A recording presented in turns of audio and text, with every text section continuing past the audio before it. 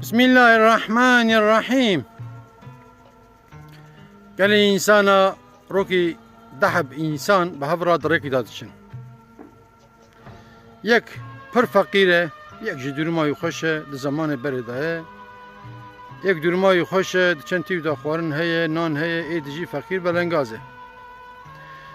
اف یک دورمای خوشه جاره جار کی جوال خورد بیجه دوی براکو دوی ولم وام هفرا دچین اما نارم پیشه مکانی هی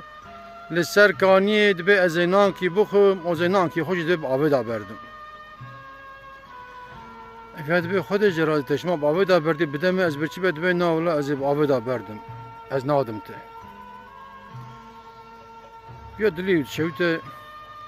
برای داد چند سه جاره دیجی ویا دوی دوی نان کی بخوم نان کی آب دا بردم.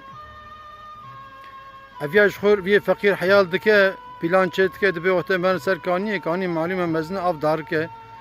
اول از رونانم افیال کرونی از دم متر بنیای رونم گوا باوی آب از باوج مینانی بگیرم از بینم بخون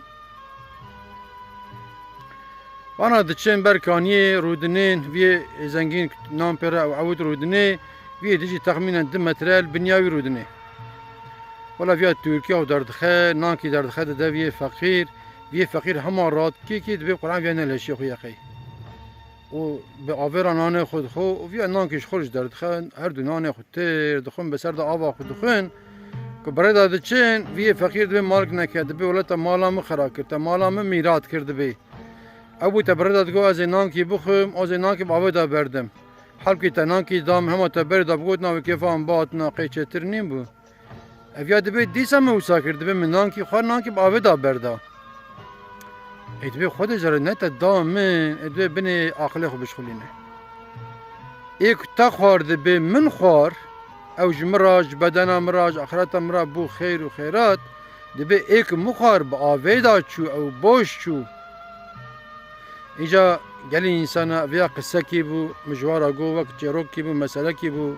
گل نظام متش کی ویا فهم کر یا نه هادی اون ببینند خیر و خوشه دا اون تف امانتی خدا عبد